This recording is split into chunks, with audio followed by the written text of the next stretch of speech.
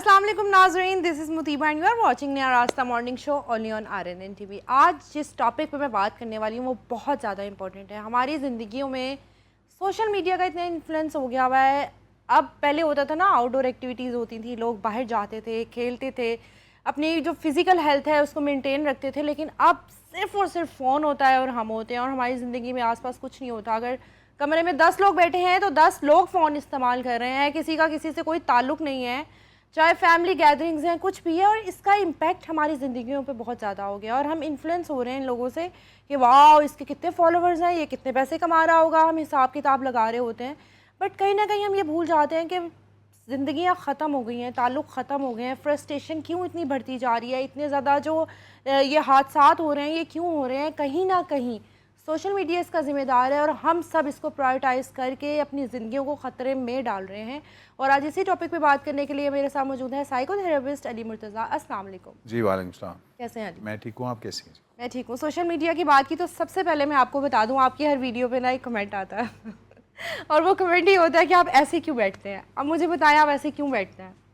अच्छा, ये बड़ा अच्छा इंटरेस्टिंग सवाल है। ऐसे जिन्होंने ऐसे ये कमेंट किया, आप उनसे ये भी पूछ लेते कि भाई फिर कैसे बैठे, ये भी बता दें। मतलब वो कहते हैं कि आपको अब मैं बोल देती हूँ, वो कहते हैं आपको तमीज़ नहीं है, आप ऐसे बैठ रहे हैं। अच्छा, ये वो कहते हैं ना कि opinion is like a nose, everybody's got one. हर बंदे का एक ओपिनियन है और उसकी रिस्पेक्ट करनी चाहिए। अच्छा, किसी के बैठने से और किसी के उठने से वैसे तमीज़ का कोई ताल्लुक नहीं होता, उनकी बॉडी स्ट्रक्चर और बॉडी स्ट्रक्चर का होता है। बॉडी हर बंदे का एक डिफरेंट बॉडी स्ट्रक्चर होता है। कुछ एक्टोमॉर्फ्स होते हैं, कुछ एंडोमॉर्फ्स होते हैं, कुछ मेसोमॉर्फ्स होते हैं। मैं अनफॉर्चुनेटली मेसोमॉर्फ। अच्छा, एंडोमॉर्फ्स और मेसोमॉर्फ्स रिलेटिवली जरा बिगर स्ट्रक्चर के लोग होते हैं और एक्टोमॉर्फ जरा छोटे स्ट्रक्चर के लोग होते हैं। अब जो बिगर स्ट्रक्चर के लोग होते हैं उनके अंदर जो बॉडी की जो जॉइंट्स, जिनको हम सिनोवियल जॉइंट्स कहते हैं, उनकी जो मूविंग कैपेसिटी होती है वो 75% होती है। मिसाल के तौर पर अगर आप मुझे कहें कि घुटनों के बाहर बैठ जाओ तो मैं नहीं बैठ सकता। 80% मेरे दोस्त बैठ जाते हैं। उसी तरीके से अभी मैं बैठा अपने एक फ्रेंड से बात कर रहा था कि जिस तरह आप बैठे हुए हैं, क्रॉसिंग योर लेग्स और बिल्कुल touching each other, and I even try, तो उस तरह बैठने की कोशिश की तो नहीं बैठा जा रहा, बड़ा ऑकवर्ड सा बंदा लगता है। और दूसरा जो मेरे भाई ये बात कह रहे हैं, हो सकता है वो बैठ सकते हो, उनमें ये क्वालिटी हो, बट अनफॉर्चुनेटली वो कहते हैं ना कि मजबूरी का नाम फैशन, ऐसे है। तो फिर हर तौर तरीका, हर बॉडी का इंसान का। अच्छा, जैसे हम बात करें सोशल मीडिया इन्फ्लुएंस की, लोग अगर जो लोग वीडियोस बनाते हैं ना, वो कमेंट्स भी बड़ा पढ़ते हैं तो उनको बड़ा बुरा लगता है, एग्रेशन आता है कि भाई इसने मेरे बारे में ऐसे क्यों कहा। तो आपने इस चीज़ को कैसे लिया, पॉजिटिव लिया, नेगेटिव लिया? देखिए जी, जिंदगी में याद रखिए मेरा ताल्लुक ही नेगेटिव लोगों के साथ पड़ता है। I am a psychologist by profession और मेरा थेरेपी मेरा काम है।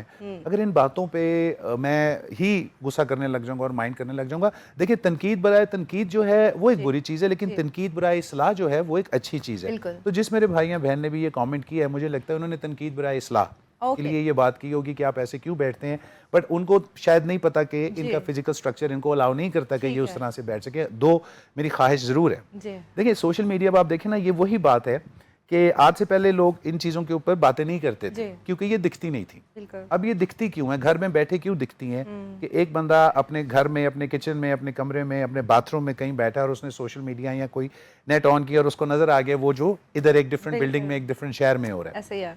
तो सोशल मीडिया ने बेसिकली दुनिया बड़ी छोटी कर दी। और जो किसी पे तनकीद करना इंसान की जो सबसे फेवरेट आदत है, हर इंसान की, मेरी भी इंक्लूडिंग माई सेल्फ, वो लोगों पे तनकीद करना ही है, उनमें नेगेटिव पॉइंट देखना। मतलब मिसाल के तौर पे अगर एक, मैंने ये देखा अक्सर खवातीन की कॉन्वर्सेशन होती है जब भी कोई और दूसरी खातून या मर्द हजरात जब एंटर होते हैं तो वो लुक्स को बहुत फोकस करते हैं। अच्छा ऐसा दिख रहा है, अच्छा नहीं नक थोड़ा मोटा है, आँख थोड़ी छोटी है, फलाना है फलाना।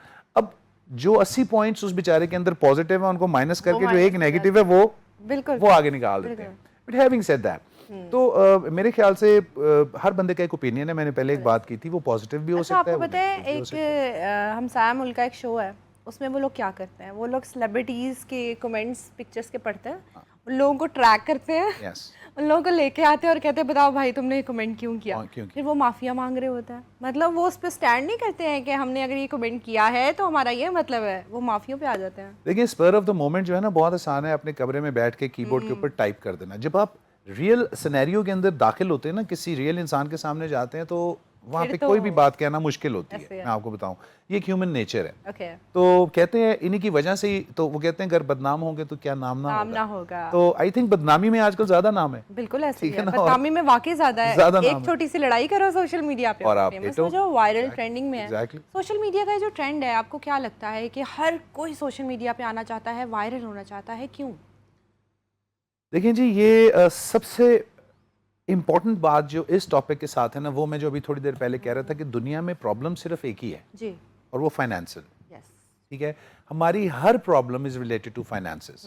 मिसाल के तौर पे कोई कहता नहीं जी फाइनेंशियल तो नहीं, मुझे हेल्थ का इशू है, तो अगर वो उस बेचारे को हेल्थ का इशू है और उसके पास सफिशिएंट फाइनेंसेस नहीं है अपनी सेहत को या डॉक्टर पे जाने के, अपनी सेहत को देखने के लिए, तो फिर उसको फाइनेंशियल इशू हुआ। बिल्कुल। तो 99% इस दुनिया में फाइनेंशियल इशू। ओके, लोगों ने किसी तरीके से ये समझ लिया है, बहुत रॉन्गली ये समझ लिया है कि मैं अपनी वीडियो बनाऊंगा या बनाऊंगी और मैं हिट हो जाऊंगा। बिल्कुल, ठीक है, कंटेंट जिसको हम कहते हैं वो तो दूर दूर तक तो पता ही नहीं ना किसी को।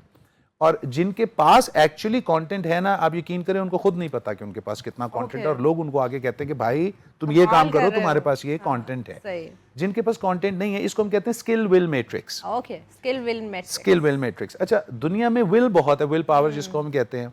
मैं अमीर होना चाहता हूँ, मैं दुनिया में सबसे खूबसूरत इंसान बनना चाहता हूँ, मैं दुनिया में सबसे ताकतवर बनना चाहता हूँ, मैं दुनिया का सबसे अफ्लुएंट। विल बहुत है, बट स्किल नहीं है। ज्यादातर लोग ये समझते हैं कि जैसा मैं हूं अगर मैं ऐसे ही दिखा दूंगा तो मैं हिट हो जाऊंगा। It doesn't work like that. अच्छा, और अगर हिट हो भी जाए, फर्ज करें कि हिट हो भी जाए, तो सो व्हाट?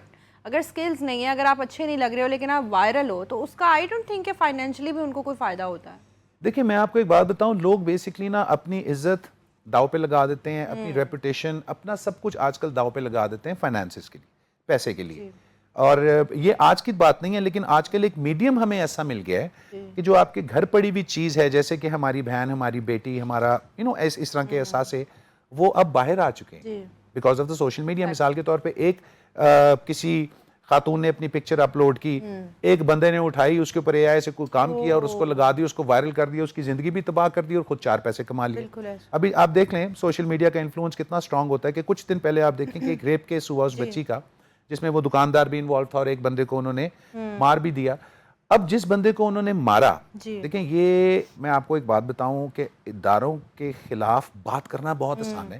ठीक है, मैं किसी इदारे को सपोर्ट नहीं कर रहा हूं इस तरह से कि बहुत आसान है, लेकिन एट द मोमेंट जो बंदा होता है ना, उसको पता होता है। जिसकी बेटी मरी है, आप उससे पूछें कि उस बंदे में, मिसाल के तौर पे, अगर वो लेट्स सपोज, जैसे आप वो कह रहे हैं कि वो बंदा मुजरिम नहीं था, और अगर वो बंदा मुजरिम नहीं था, उसको स्टोरी सारी कैसे पता थी? और अगर लेट्स सपोज वो फिजिकल मुजरिम नहीं था, तो वो साइलेंट अकॉम्प्लिस था। यानी कहा जाता है कि उनके पास सबूत थे, उसके जूतों पे खून लगा हुआ था, वो प्रॉपर वहां पे मौजूद था, हर चीज उनके पास। मैं आपको मिनिमल केस पे बता रहा हूं ना। लेट्स सपोज जैसे दुनिया कहती कि वो नहीं था, हिस्सा नहीं था उसका, तो मुझे आप एक बात बताएं, अगर वो हिस्सा नहीं था और उसके जानकारी में था कि ये इस बच्ची के साथ हो रहा है और उसने होने दिया, तो उन्हें पहले पढ़ना चाहिए। बिल्कुल ऐसे ही है, बिल्कुल उसने जाके इन्फॉर्म नहीं किया, उसने इन्फॉर्म नहीं किया। सोशल मीडिया कि जहां पे हमें फायदे भी हैं, वहां पे हमें नुकसान आते हैं। देखिए, social media is a double edge sword. ठीक है, आप ये डिफरेंट प्लेटफॉर्म्स ले लें, टिकटॉक ले लें, आप फेसबुक ले लें, आप इंस्टा ले लें। हम जब इन प्लेटफॉर्म्स के ऊपर जाते हैं तो लोगों को अब इनका एल्गोरिदम इतना अच्छे तरीके से समझ आ चुका है, जनरल अवाम की बात कर रहा हूँ, कि उनको पता है कि यार इतने बजे लगाओ तो इतने लाइक्स आते हैं, इतने लोग होते हैं। तो वो क्या समझते हैं कि अगर हम अपनी स्टूपिड वीडियोस भी, बेसलेस वीडियोस भी टाइम पे लगा देंगे तो हिट हो जाएंगे। बिकॉज याद रखें, हर बंदा, वो क्या है, एक बड़ा फनी सा आता है टिकटॉक पे, मैं चाहत फतेह अली खान की जब बात करते हैं, आप फनी कह रहे हैं। अब मैं आपको एक बात बताऊं, वो अगर आप इसको फेम कहते हैं, अगर आप इसको फेम कहते हैं, इसको वायरल होना कहते हैं, या फिर वो एक आजकल बेचारी एक लड़की के साथ बड़ा ये कर रहे हैं, कोई बकरा खाने के ऊपर कोई सीन था, अगर आप उसको फेम कहते हैं, अरे ऐसा फेम लेना, वही बदनाम होंगे तो क्या नाम ना होगा। ये वो साइकी है। जैसे अगर आप मीरा को भी देखें, उसने कहा कि अब लोग तो मेरा मजाक उड़ाते हैं, let's make money of it. ठीक है ना, वो एक बड़ी सख्त कहावत है, लेकिन यहाँ पे कहना बनती है इसलिए कि मैडोना कहती होती थी कि when rape is inevitable might as well enjoy it. That is so unfortunate कि उसने कहा कि जब पता लग गया कि ये होना ही होना है, तो हमारी अवाम इन चक्रों पे चल पड़ी। शॉर्टकट टू सक्सेस, एक वीडियो बनाओ, हिट हो जाओ। अच्छा, वीडियो हिट नहीं हो रही तो कपड़े थोड़े कर दो। बिल्कुल ऐसे। अच्छा, कपड़े और अभी भी हिट नहीं है, कपड़े और थोड़े कर दो। अच्छा अली, ये तो चले एक वीडियोस के ट्रेंड तक था ना कि घर में बैठी हैं, वीडियो बना रही हैं, ओके। अब इस तरह की खवातीन आ गई हैं। मैं एक इस तरह की माँ बेटी को देख रही थी, जो माँ बैठी हुई है साइड पे, बेटी बैठी हुई है, बेटा दुपट्टा उतार के साइड पे रख दो, उसके व्यूज़ बढ़ना शुरू हो गए हैं। वो बढ़ते बढ़ते वो कह रही है भाई मेरी बेटी को लाइक करें, मेरी बेटी को सब्सक्राइब करें। अब वो जो बेटी है वो दुबई पहुंच गई है, वो जो हमने पहले शुगर डैडीज़ की बात की, वो उस ट्रेंड को फॉलो कर रही है और उसकी अम्मा प्राउड है कि भाई मेरी बेटी पैसा कमा रही है। कैसे कमा रही है ये किसी को कोई फ़र्क नहीं पड़ता। देखिए ये जो आपने बात की है ना, ये बड़ी इंपॉर्टेंट और बड़े अफसोसनाक बात है कि आजकल हम अपने बच्चों को, मैं हमेशा एक जुमला बड़ी फरमानी से कहता हूँ, मैं कहता हूँ never reward the behaviours you do not want to instil into your children. जो बिहेवियर्स आप अपने बच्चों के अंदर इंस्टिल ही नहीं करना चाहते, अगर आप उसको रिवॉर्ड करेंगे तो क्या होगा। जैसे मिसाल के तौर पे अगर एक बच्ची ऐसे काम कर रही है और उसके व्यूज ज्यादा आ रहे हैं और उसकी माँ उसको हालत शहरी दे रही है, हाँ जी। और उसको लगता है कि ये आगे जाके कोई और गलत काम नहीं करेगी, बस ये यहीं तक टिकी रहेगी, तो ऐसा नहीं होगा। ठीक है, पहला स्टेप आप करवाते हैं, बाकी फिर दुनिया उनसे करवा लेती है।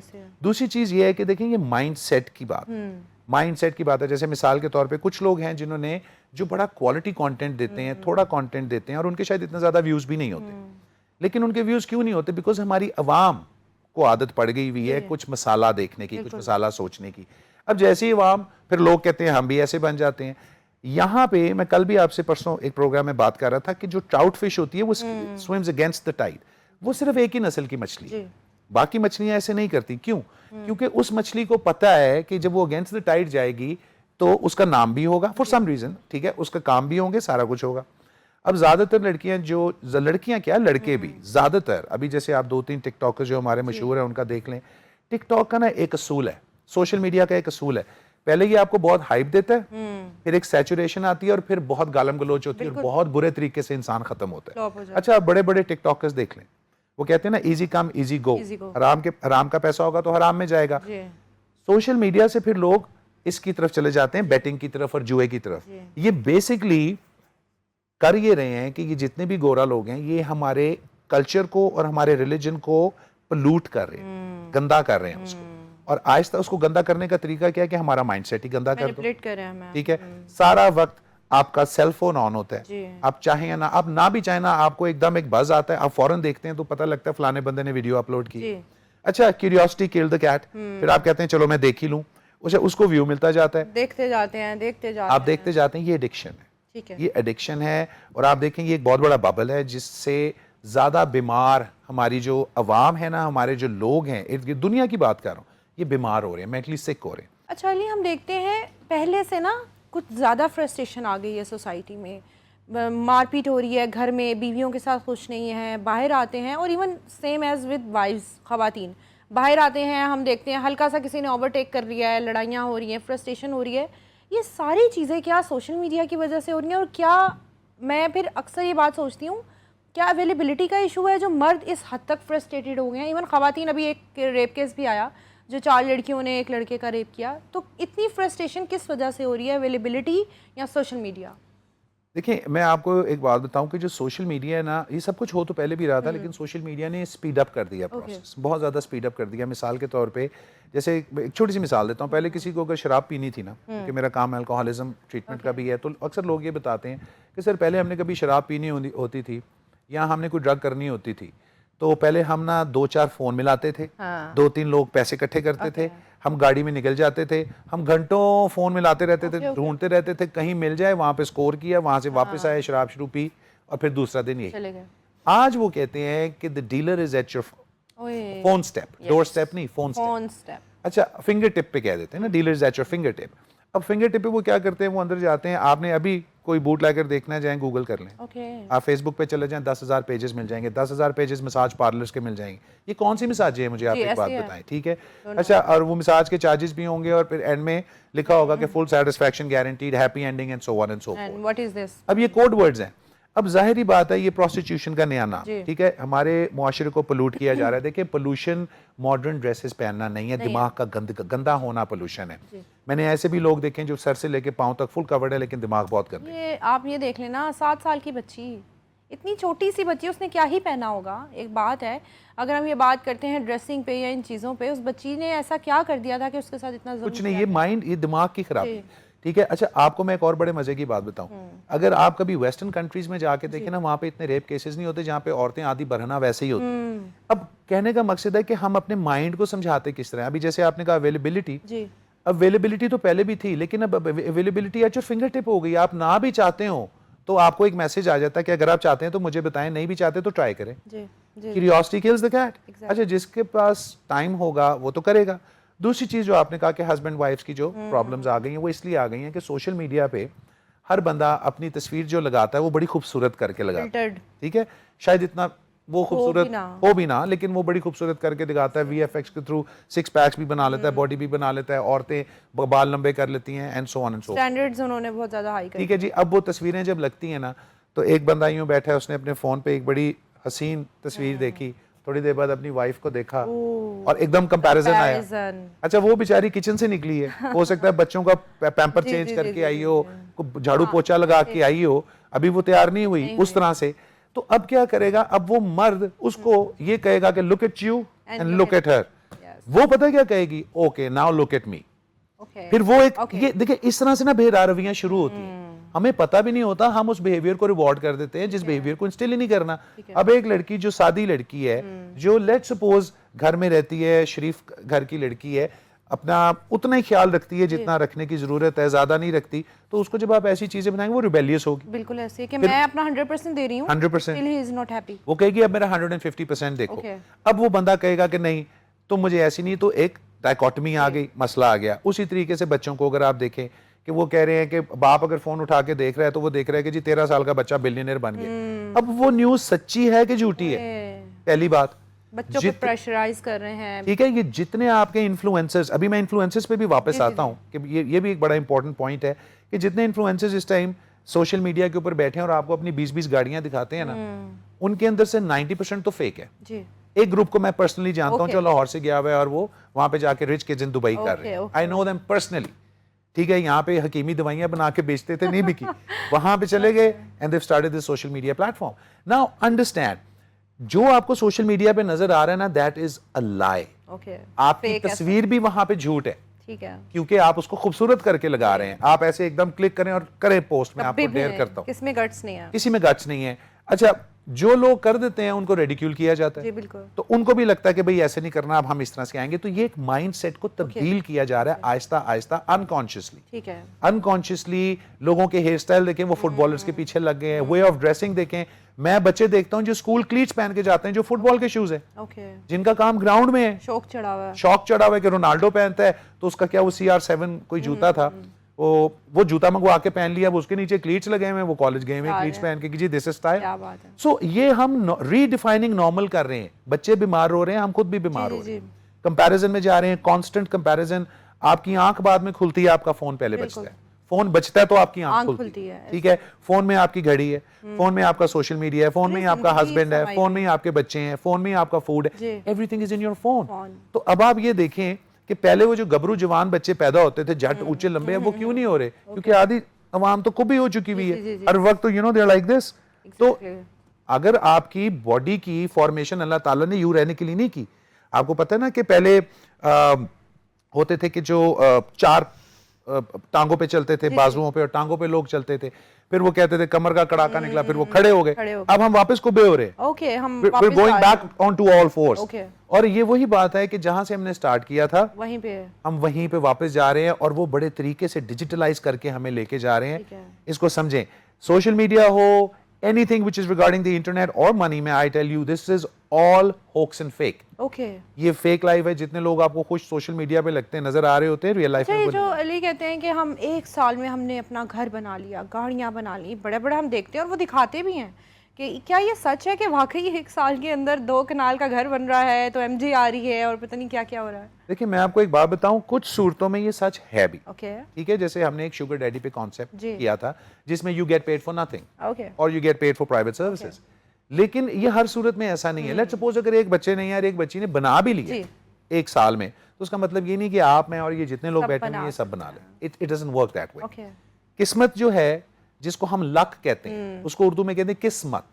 किस का मतलब होता है विच, मत का मतलब होता है डायरेक्शन, कि आप किस डायरेक्शन में जा रहे हैं वो आपकी किस्मत है। और अंग्रेजी में हम इसको लक कहते हैं, which means labour under correct knowledge. जब तक आप किसी करेक्ट नॉलेज के अंडर लेबर नहीं ना करेंगे, मेहनत नहीं करेंगे, आप कभी उस डायरेक्शन में नहीं जा सकते। मेरे बॉस मुझे, मेरे टीचर हमेशा ये बात कहा करते थे, everybody wants money, I want money, you want money, everybody wants money. वो कहते थे कि अगर आप चाहते हो ना कि money should flow to you, make a purpose. Okay, जिंदगी में एक पर्पस हो for which you should live. वो पर्पस क्या होता है? वो जो आपका बहुत अंदरूनी शौक होता है ना, जो आपका जज्बा होता है, उसको जब आप अपने काम के अंदर इनकॉर्पोरेट करते हैं, वो आपका पर्पस बन अब जाता है। देखिए यूट्यूब है ना, वो भी पूछता है आपकी नीश क्या है। एग्जैक्ट। जब आपको अपनी नीश ही नहीं पता कि आपने करना क्या है, तो फिर पर्पस होना लाजमी है। आप नीश की बात करते हैं, 90% लोगों को तो वर्ड नीश का मतलब नहीं पता। आप उनको कहें spell niche, they will not be able to do that. ठीक है ना? एक certain segment of the market होता है, योर टारगेट ओरिएंटेशन। हमारा नॉलेज, ये देखें, ये जमाना नॉलेज का नहीं है जी। ये जमाना नॉलेज को आप समझ लें डिलीवर भी करना, या नॉलेज को उस काम, उस बरूए कार लेके आने का है, कि प्रोड्यूसिंग रिजल्ट्स, जिससे आपको नताइज हासिल हो। जिस चीज से आपको नतीजा नहीं ना मिल रहा, जैसे मिसाल के तौर पे मेरा अगर काम है ना, मेरा आज मेरे ऑफिस स्टाफ भी मेरे साथ आए हुए हैं, एंड आई टेल यू कि my income does not depend on how many people walk into my office. You can ask my staff, my income does not depend on that. My income depends on what I study and what I read. Very nice. People pay me for knowing stuff. ये हमें समझना जरूरी है कि लोग समझते हैं मैं कुछ बेचूंगा तो मुझे मिलेगा। नहीं, people, अब जैसे ये सोशल मीडिया के ऊपर आप देखें, जो लोग ये क्या कहते हैं, लाइव जाके बैठते हैं, जी जी जी, वो जी उसने शेर मार दिया तो उसने कुत्ता मार दिया तो उसने बिल्ली मार दी। अब ये जो चीजें मारते हैं क्यों? If they like you they will pay you. But मैं, आपने वो प्रोसीजर देखा है क्या है? नहीं, मैंने कभी उसको वैसे देखा नहीं है। मैंने उस वीडियो देखी, उसमें वो चैलेंजेस दिए जाते हैं और आपको पता है वो किस हद तक चले जाते हैं। I'm sure. स्क्वाट्स करें, आप लेट जाएं, आप अपने मुंह पे मैल लगा लें, ये हर लिमिट क्रॉस होती है। किसके लिए? चंद शेरों के लिए, चंद फूलों के लिए, फाइनेंस की। देखिए ना, इसलिए तो हम कहते हैं ना, पैसा फेंक तमाशा दे। जी बिल्कुल। अच्छा, कुछ लोग, एक बड़ी खूबसूरत बात आपने प्रोग्राम के आगाज से पहले की थी, और वो ये आपने की थी कि क्लास एंड मनी। जी, हम यहाँ बात करेंगे रिच एंड वेल्दी। ठीक है? रिच माइंडसेट क्या है, वेल्दी माइंडसेट क्या है। वेल्दी का मतलब क्या है? When you don't have to worry about finances anymore. मिसाल के तौर पे एक बंदा है, उसके पास कोई 150-200 मुरब्बे, 300 मुरब्बे मिनिमम जमीन है, कोई कुछ ऐसा सिस्टम है कि उसके मंथ के बड़े अच्छे पैसे उसको आ जाते हैं, और उसका एक बिजनेस चल रहा है, ही इज वेल्दी। अच्छा, ऐसा बंदा ब्रांड्स के अंदर घुसते हुए नहीं देखेंगे। Brands are for the poor to look rich. Rich का मतलब होता है भरा हुआ, वेल्दी का मतलब होता है full. There is a difference. So इधर भी माइंडसेट का फर्क है कि जो लोग माइजर होते हैं, जो स्पेंड करने में कहेंगे कि मैं 20 रुपए स्पेंड कर रहा हूं, I need full worth of 20 rupees, they are not wealthy people. ये माइंडसेट है, वो माइजर है, वो सेविंग। अब लोगों ने क्या किया है कि सफेद पोश, क्योंकि बहुत ज्यादा लोग हैं, और लोगों को ये लगता है कि अच्छा वीडियो के ऊपर ही करना है ना, तो मास्क पहन के आप कोई बेहुदा हरकत भी कर दो तो क्या फर्क पड़ता है। बट आप अपना अंदरूनी मार रहे हैं, आप अपने सेल्फ को गंदा कर रहे हैं। Deliberate practice makes you who you are. अगर मैं आज बोल रहा हूं यहाँ पे बैठा हुआ, तो मैंने इसकी कितने सालों प्रैक्टिस की होगी, और जब मैं इसकी प्रैक्टिस छोड़ूंगा ना तो मैं भूल जाऊं। ऐसा मतलब नहीं है कि मैं मास्टर हो गया। मास्टर तभी है जब तक आप इसकी प्रैक्टिस करते हैं। तो जब आप एक गलत हैबिट की प्रैक्टिस करी जा रहे हो ईयर्स इन एंड आउट, और ये सोचते हो कि एक वक्त आएगा मैं इसको छोड़ दूं, ऐसा होगा नहीं हो सकता। मैं आपको बताऊं, मेरा एक दोस्त यहाँ से इंग्लैंड गया। जब इंग्लैंड गया ना, तो बड़ा अच्छे घर का लड़का था, लेकिन बड़ा फ्रस्ट्रेटेड था कि मैंने इंग्लैंड जाना है, मैंने पाकिस्तान नहीं रहना। वो इंग्लैंड पहुंच गया पैसे पूसे दे के, जिस तरह वीजा लगवा के। अब वहां पे उसका वीजा खत्म हो रहा था, तो वो कहता था कि मैंने यहाँ पे कुछ करना है पक्का होने के लिए। तो उसने ना एक सिख खातून से शादी कर ली, और वो देखने में ना बहुत, मैं कह भी नहीं आपको सकता, बट बहुत कोई इतनी ज्यादा अट्रैक्टिव खातून नहीं थी, उम्र रसीदा भी थी, और काफी उनके और भी पॉइंट्स थे पॉजिटिव। तो उसने जब शादी कर ली, तो मैंने उसको कहा, मैंने कहा यार तूने ये कर तो लिया है, मैंने कहा you're a good looking dude, और तेरी तो कजन से तेरी बात हुई है, मुझे पता है, तुम क्या, how would you manage it? कहता है 1-2 साल के अंदर पासपोर्ट लेके, सी कैसा मैं आज। It's been 14 years and he's still married to her। Stuck है या नहीं, वो छोड़ ही नहीं सका। इमोशनल अटैचमेंट हो जाती है। आप ये डब्बा अपने साथ रख लें 3 साल, ठीक है ना, एक ग्लास पकड़ लें कि मेरी लक है, एक मग पकड़ ले मेरी लग है, आपकी ऐसी इमोशनल अटैचमेंट होगी कि वो मग अगर टूट गया ना, तो आधी आप टूट। वो रिंग, अगर कोई रिंग है तो हम नहीं रह सकते रिंग के बगैर। ये एसोसिएट करते हैं ना हमारी, ये वीकनेस है, एसोसिएट करते हैं ना। ये वो लोग हैं जो कहते हैं कि मैंने किसी क्राउड में जाना है तो 1-2 लोग मेरे साथ होंगे तो मुझे कॉन्फिडेंस होगा, मैं अकेला जाऊं तो शायद लोग मुझे, ये कॉन्फिडेंस नहीं है। तो ये वही चीजें हैं कि लोग कहते हैं छोटा सा कमरा बनाओ, कमरे के अंदर 2-4 बेहुदा हरकतें करो, वो नेट पे डाल दो, आपके हिट हो गई तो चल। मुझे कितनी दफा मेरे दोस्तों ने कहा है, वो यार तुम छोड़ो ये एजुकेशनल टॉक वगैरह छोड़ो, तुम कॉमेडी का काम करो। देखो कैसे यार, I am not a comedian bro, मुझे काम नहीं आता। उन्होंने कर सकते कॉमेडियन हो। के भी स्टैंडर्ड्स थोड़े चेंज कर दिए हैं ना, Exactly. बिलो द बेल्ट चीज़ें चली जाती हैं। अच्छा, मैं आपसे एक सवाल करना चाहूँगी, हमारे मुल्क के जो बच्चे हैं ना, उनके आइडियल आजकल रजब भट्ट, टकी भाई, सिस्टोलॉजी, ये सब लोग उनके आइडियल हैं और वो कहते हैं हमने इनके जैसा बनना है और अमीर होना है। क्या आपको लगता है, क्योंकि आप तो समझते हैं ना, कि ये लोग खुश हैं अपनी ज़िंदगी में, सेटिस्फाइड है? देखिए मैं आपको एक बात बताऊं, खुशी का पैसे से कोई ताल्लुक नहीं, ठीक है। अगर आप गुर्बत में खुश नहीं हैं तो अमारत में आप सिर्फ एग्रेशन, डिप्रेशन और सप्रेशन और इन चीज़ों के आप मरीज ही होंगे और आपको खुशी कभी नहीं आएगी। ठीक है, खुशी मेरा मसला। ठीक है। खुशी एक स्किल है जो हर इंसान को सीखनी चाहिए, how to be happy in life. अब जैसे मिसाल के तौर पे 3-4 चीज़ें हैं जो मैं डेली करता हूँ और मैंने करनी है, जिनमें से एक है कि मैं अपने एनिमल्स और डॉग के साथ बड़ा फ्रीक्वेंटली जाता हूँ, मैं उनको देखता हूँ और वो मुझे सेरोटोनिन रिलीज होता है, मेरा डोपामिन होता है, मुझे बड़ा मजा आता है। एंड देन एक जिम है और देन उस तरह की और चीज़ें जो मैंने रखी हुई है, जो मैंने करना ही करना है। नुकसान हो गया, फायदा हो गया, बीमार हूँ, हड्डी टूट गई है, कुछ भी है, I have to go to the gym, ठीक है। मैं वहाँ जाऊँगा, मेरी डिप्रेशन कम होगी, मुझे 20 लोग मिलेंगे, मुझे उठाएंगे, अगर मैं कोई काम नहीं कर सकता हूँ मुझसे कराएंगे। ये एक फैमिली होती है। अच्छा, अब ऑन द कॉन्ट्ररी वो भी लोग हैं जो शाम को 7 बजने के बाद जिम नहीं जाते, वो टेबल से जाके बैठ जाते। जी जी जी। सो ये माइंडसेट है ना। अगर मुझे आप चेंज कराना चाहें तो बड़ा मुश्किल है मेरी लाइफ को चेंज करना, अगर मैं उनकी लाइफ को चेंज कराना चाहूँ तो बड़ा मुश्किल है। At the end of the day ज्यादातर मैं जब लोगों से पूछता हूँ ना कि तुम शराबी, वही बात आ गई जो भी आपने कहा, शराब क्यों शुरू क्यों कहता है, हर अमीर आदमी शराब पीता है। तो मैंने भी पी रही। लोगों का कॉन्सेप्ट ये है कि मैं शराब पीऊंगा तो अमीर हो जाऊंगा। जी जी जी।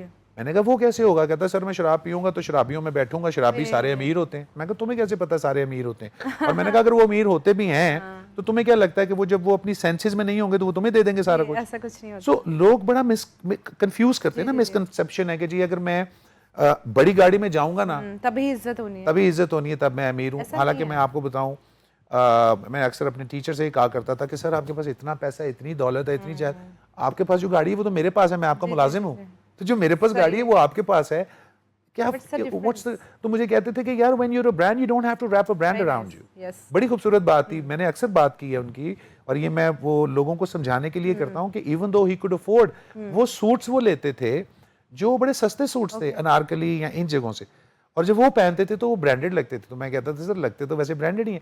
सो ये माइंडसेट है, ठीक है। ये पैसा सेविंग का माइंडसेट नहीं था। वो कहते थे इससे बेहतर ये है कि मैं एक ऑर्गेनाइजेशन खोल दूं, मैं कुछ 20 लोगों के लिए, 100 लोगों के लिए जॉब्स क्रिएट कर दूं, वो इससे बेहतर है। सूट पहनूंगा महीने बाद 2 बार खत्म हो जाएगा।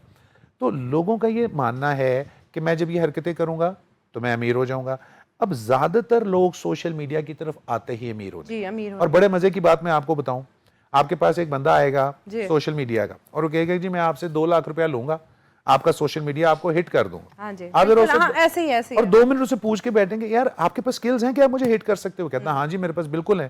फिर आप कहते खुद को क्यों नहीं किया? बिल्कुल ऐसे है। खुद को क्यों नहीं किया? खुद को किया होता तो मैं भी मान लेता। सो एट टाइम्स यहाँ पे आपको अमीर करने वो बैठा है जो खुद गरीब है, इलाज आपका वो कर रहा है जो खुद डॉक्टर नहीं है। और सोशल मीडिया ने हर चीज इतनी छोटी कर दी है, दुनिया इतनी छोटी कर दी है कि वो कहते हैं कि हमने कहीं जाकर तो गंद नहीं करना ना, अपने घर पे ही करना है, तो यहीं से रिकॉर्ड करके वीडियो ही जानी है। और ये सिर्फ आजकल की बच्चे नहीं कर रहे, बड़े बड़े स्टार्स भी कर रहे हैं अनफॉर्चुनेटली।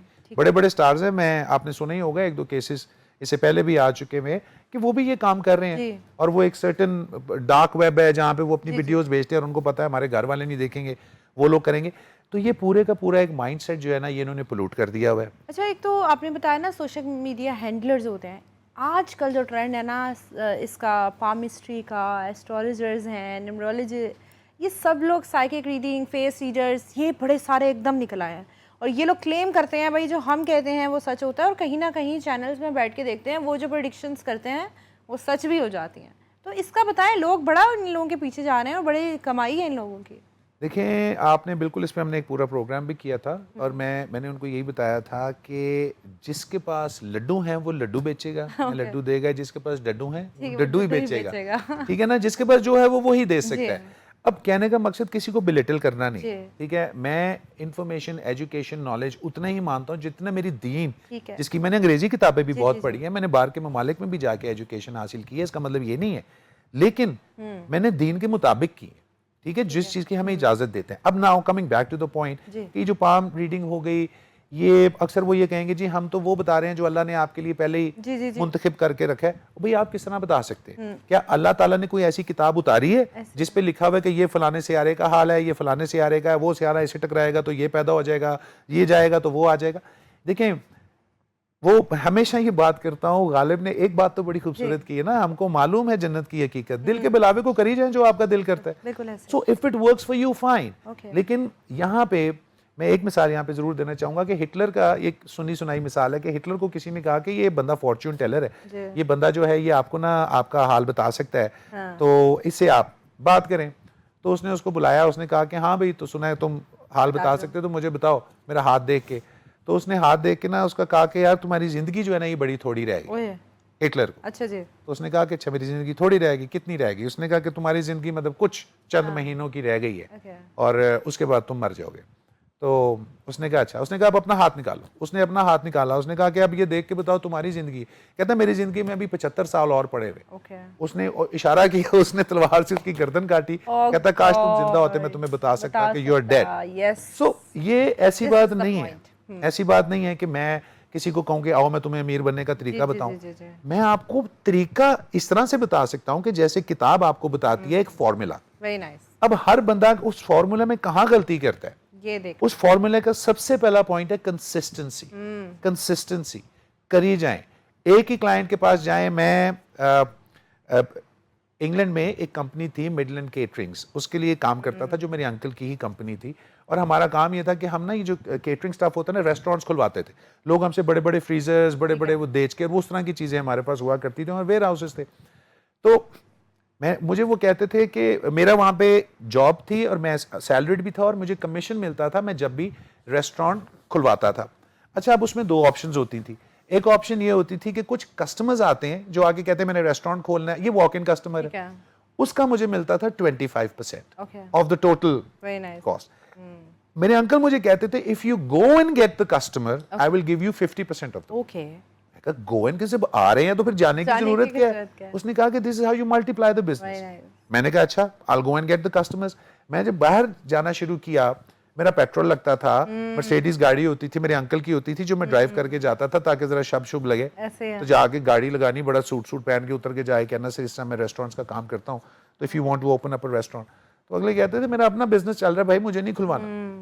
मैं 6, 8, 10 लोगों के पास गया तो मैं वापस आया, मैं कहा अंकल इस तरह तो रेस्टोरेंट कोई नहीं खुलवा रहा। कहता है अच्छा ये टिश्यू पेपर का बॉक्स लो और जाओ try selling this tissue paper box. मैं कहा सिर्फ एक ही बॉक्स बेचूं, ये तो मैं 1 सेकंड में बेच लूंगा। कहते नहीं, ये बॉक्स जब तुम उसको बेचोगे ना तो उसको कहना कि आपने आइंदा से टिश्यू पेपर्स हमारे से लेने, दैट्स इट, और कुछ नहीं आपने लेना। मैंने कहा जी ठीक है, ये तो मैं 80% लोगों को कर सकता हूँ। I went back to the same people. मैं कहा sir forget about the restaurant, how about a box of tissue paper? Would you buy that off me? उसने देखा लड़के ने अच्छी घड़ी पहनी है, गाड़ी अच्छी में आया, अच्छा दिख रहा है, अच्छा बोल रहा है। उसने कहा sure, how much is it for? तो मैंने कहा इतने का है। तो मैंने कहा कि how about I give you a monthly supply every month? जब आपको चाहिए you give me a call and I personally come and deliver the tissue box. तो उसने बड़ा देखा, उसने कहा कि हाँ ये तो ठीक है, अच्छी बात है, ओके फाइन। तो this is how I started. और हमारी जो मंथली कॉस्ट होती थी ना वो 115 पाउंड होती थी फॉर टिश्यू पेपर्स, जितनी मर्जी सप्लाई ले लो। अच्छा, ये करते कराते ना तो फिर मुझे अंकल ने उसको कहा कि यार जाके कहो ये रेस्टोरेंट है, यहाँ पे शराब भी बिकती है, इनके पाइंट ग्लासेस भी हैं हमारे पास, go tell them. Aahista Aahista मैंने कहा सर कांटा चाहिए, पाइंट ग्लासेस भी हैं हमारे पास, वी आल्सो हैव मग्स। उस टिश्यू पेपर ने मेरी रैपो बना दी and he started liking me because of those tissue papers. फिर उसके बाद मैंने उसको गाड़ियां भी बेची, रेस्टोरेंट्स भी बेचे। This is how you sell. हम अक्सर ना डेस्परेशन में मारे जाते हैं कि अभी हो जाए, जल्दी हो जाए, इनसिक्योरिटी में मारे जाते हैं। जॉब पे जाएंगे इनसिक्योर रहेंगे कि पता नहीं ये सैलरी देगा कि नहीं देगा। अच्छा, वो इसलिए इनसिक्योर होते हैं क्योंकि 80 लोगों ने बेचारे के साथ यही किया होता है, उनकी सैलरीज खाई होती है, उनको लगता है कि ये भी अब यही करेगा, इसलिए वो अपनी परफॉर्मेंस को ना रोक के रखते हैं। मैं कहता हूं कि जो आपकी क्वालिटी है ना उसको फ्री बांटना शुरू कर दो। लोग समझते हैं कि शायद ये इसलिए कहता है maybe he want to utilise other people. मेरे जो प्रोफेशनल्स हैं दे आर प्रोफेशनल साइकोलॉजिस्ट जो मेरे पास काम करती हैं, और मैं आपको बताऊं वो साइकोलॉजिस्ट होने के बावजूद मैं उनको कहता हूं गो get yourself train, social media की ट्रेनिंग लें। आप उनसे पूछ सकते हैं, आप एडिटिंग की ट्रेनिंग लें, ये भी सीखें जी। सिर्फ साइकोलॉजी मत साथ चले। तो जब आप साइकोलॉजी को इसके साथ मिक्स करेंगे you will be unbreakable, unreachable. अब मुझे बताएं, हम लोगों ने सारे टॉपिक्स पे बात की, हरासमेंट है, सोशल मीडिया, जो आजकल लोगों के बड़े मसले हैं, तो आप इन दी एंड लोगों को क्या मैसेज देंगे जिससे वो इन चीज़ों से हट के अपने बारे में सोच सकें? देखिए मैं लोगों को सिर्फ एक मैसेज दूँ कि अपना ब्रेन स्कैन करें, ओके, अपना माइंड स्कैन करें, बैठ के ये सोचें कि मेरे में अंदर कोई प्रॉब्लम है, ज़्यादा गुस्सा आता है तो क्यों आता है, गुस्सा नहीं आता तो क्यों नहीं आता, ठीक है। जैसे ऐसे भी लोग होते हैं जिनको बिल्कुल नहीं आता। ये जो फ्रस्ट्रेशंस है ना, ये जो जिस इंसान के अंदर ये हिम्मत होती है ना, मैं आपको ये साफ बात बताने लगा हूँ, कुछ भी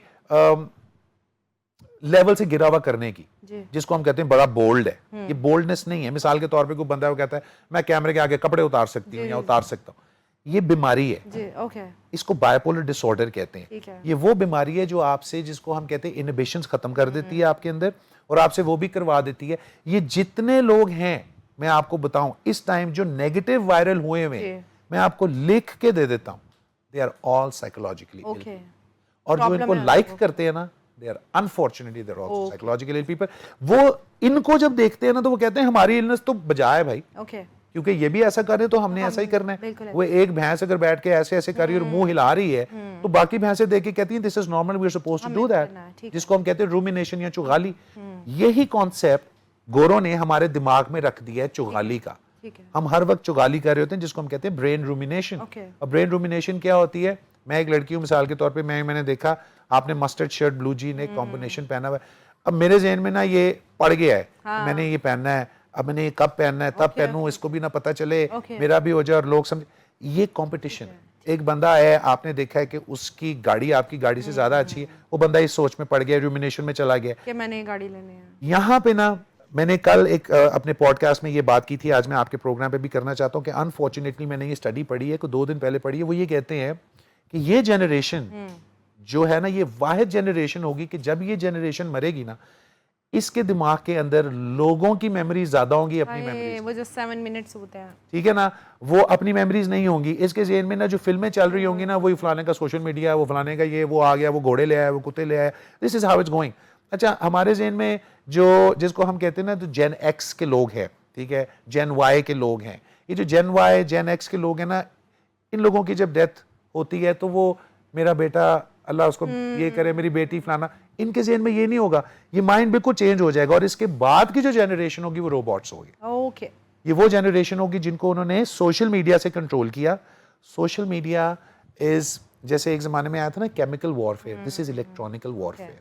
ये सोशल मीडिया से आपको डिफरेंट ग्रुप्स के मेंबर्स बना रहे हैं, इल्यूमिनाटी ग्रुप्स के मेंबर बना रहे हैं, और आपके दिमाग को गेम्स ऐसी बना रहे हैं कि आपके अंदर वायलेंस पैदा हो, आप gun shooting, killing people, stabbing people, इसमें चले जाओ। नॉर्मल बेसिकली लोगों को अपना मी टाइम करना चाहिए और अपने दिमाग का ख्याल रखें, गेट योर, अपनी काउंसलिंग में जाएं। अगर कोई प्रॉब्लम नहीं भी है ना तो थेरेपिस्ट दोस्त बना लें, ठीक है, जिंदगी बेहतर रहेगी। थैंक यू सो मच जी। नाज़रीन, उम्मीद करती हूँ आज का शो आपको पसंद आया होगा। बस मैं आपको यही कहना चाहूँगी जाते जाते, अपने आप को वक्त दें, अपने आप से बातें करें, अपने आप की कैथारसिस करें।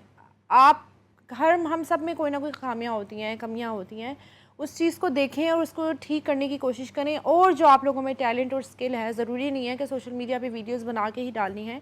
अपने स्किल और टैलेंट पे ट्रस्ट करें। चूंटी को देखा है ना, वो गिरती है, फिर चढ़ती है, फिर गिरती है, फिर चढ़ती है, और कहीं ना कहीं कामयाब हो जाती है। तो अगर आप करते रहेंगे, मेहनत करते रहेंगे और एक ही ट्रैक पे रहेंगे तो कामयाबी ज़रूर मिलेगी। इसी के साथ मुझे दीजिए इजाज़त। अपना बहुत ख्याल रखिएगा। अल्लाह हाफ़िज़।